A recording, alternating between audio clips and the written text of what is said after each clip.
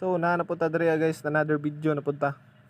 So gusto ka mag day trade, so mora ni ang tulo ka apps nga kailangan ninyo i-download.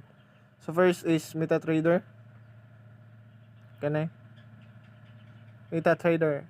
Diri ta mag kano positions na to, mga positions. Gusto ta mag-buy, gusto ta mag-sell, di ata.